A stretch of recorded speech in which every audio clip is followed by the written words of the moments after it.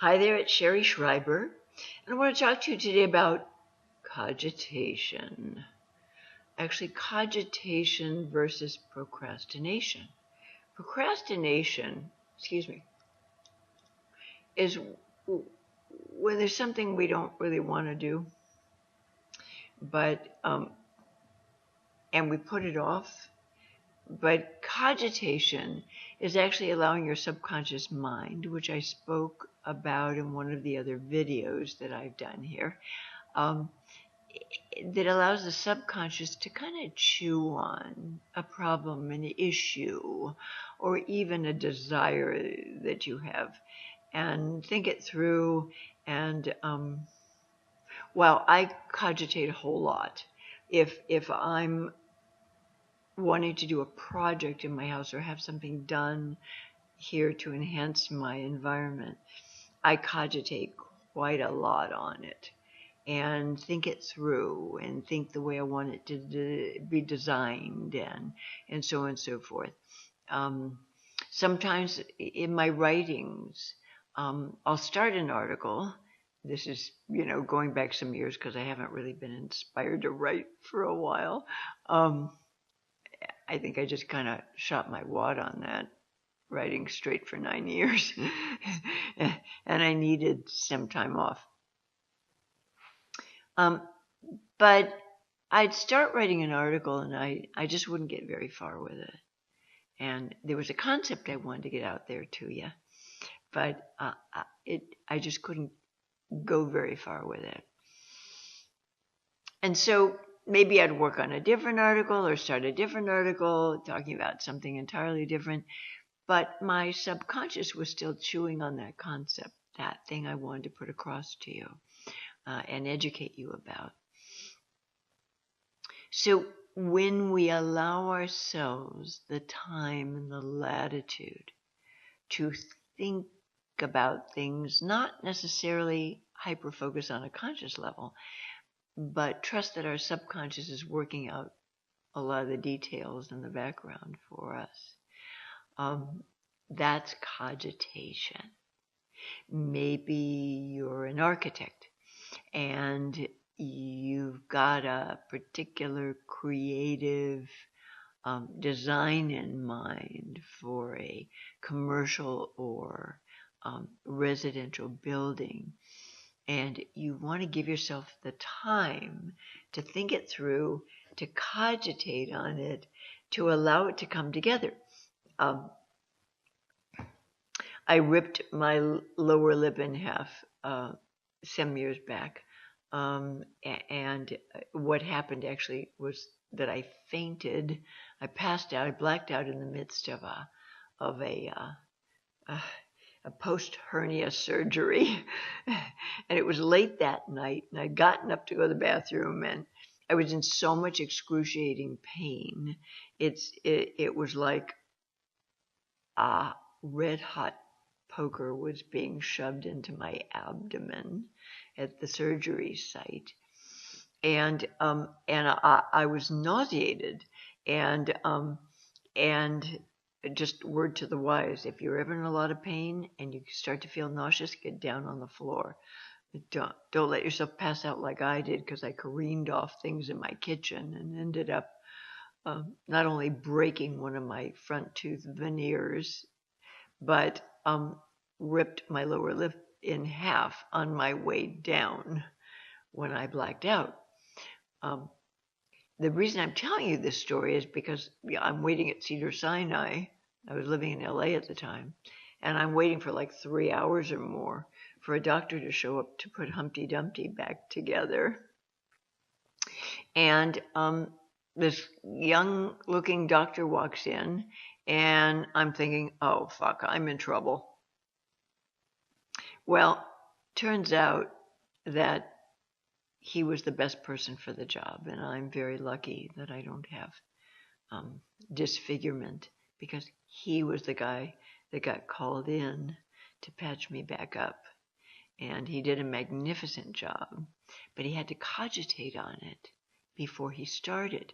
I mean, this lip was ripped clear in half. You can faintly see a little whiteness in my lip where the scar tissue is inside. He had to sew the muscle of my lip back together and then do some patchwork on the outer tissues. And I saw him just kind of like turn away from me and kind of have his head down. And I thought, oh, I'm in trouble. I'll never, my face will be disfigured. I'll never be the same. And it turns out he was cogitating on how he was going to put me back together. And he needed to think it through so he could bring about the most positive and marvelous outcome that could possibly have been gotten. His name is Dr. Richard Zumalland. He's in Beverly Hills. He's a gem. I have him to thank for my face that you're seeing right now. And I highly recommend him. And in fact, he's an artist too. So he paints faces in between doing surgeries on them. And just a marvelous, wonderful guy. And his brother, who shares the practice with him, works on eyes, just eyes. And Richard does the whole rest of the face and has worked with a lot of domestic violence cases and putting people's faces back together. So anyway, that's just a little plug for him, but I'm so grateful that he's the guy who showed up to sew me back together. But he cogitated on this lip before he even touched me. So he could work out the details in his mind of how he was going to effectively go about putting me back together. And this lower lip of mine. And I'm ever so grateful for that. Anyway, cogitation is different from procrastination. Procrastination is what I do because I don't want to start organizing my taxes and my tax receipts and getting all that ready for my tax man. And I break it down into some really little bites. I just do little bits of organization along the way. And that's helped me a lot. Procrastination is very, very, very common for those of us who have attention deficit disorder features.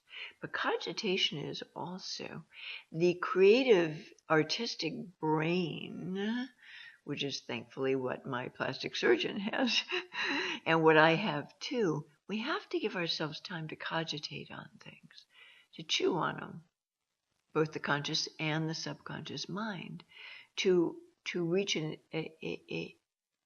a optimal solution.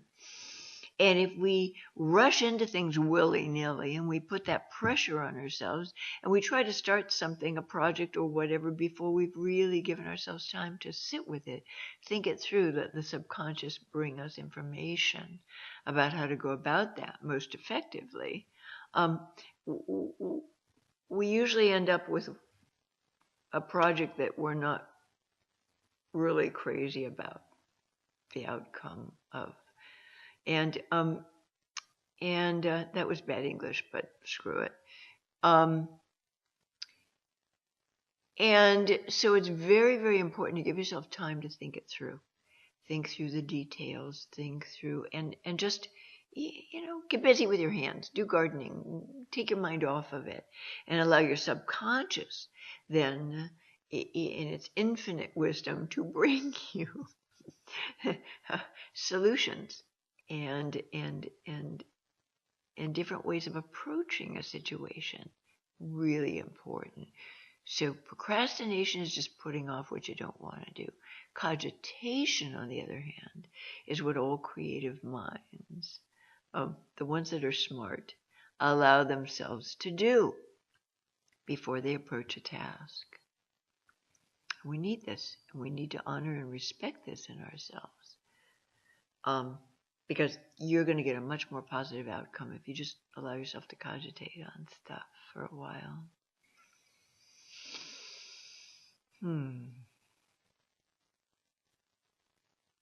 So don't beat yourself up ever for procrastinating, because you may actually be cogitating. You may actually be helping yourself find creative solutions to problems. And don't beat yourself up anyway.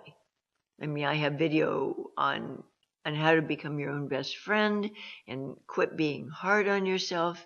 And even if you think that something is absolutely, totally true about you and it's a fault or a flaw, you're not allowed to beat yourself up for it. You're just not. It doesn't serve you at all. Think about how you'd like to be instead, and maybe gradually work your way toward that.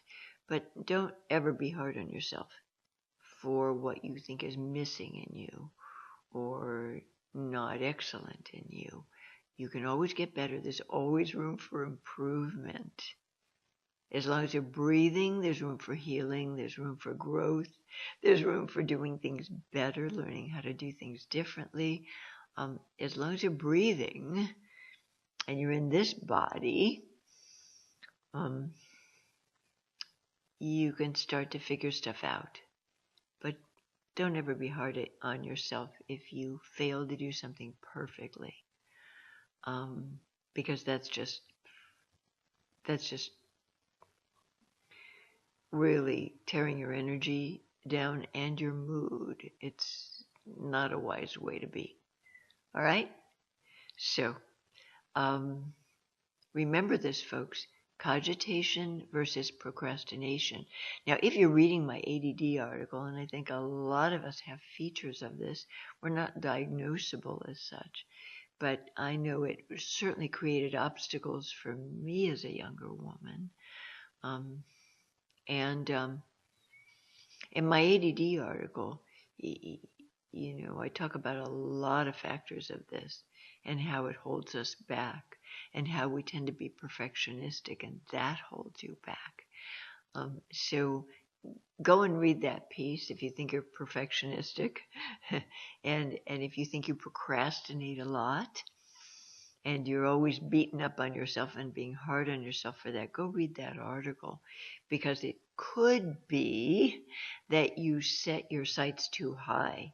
You really expect more from yourself than is humanly possible, and you demand excellence of yourself when you haven't really done the legwork to practice a lot with whatever it is you're trying to do, to become excellent at it.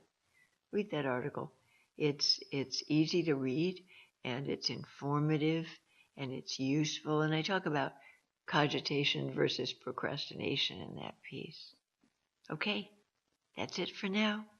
Bye, and God bless.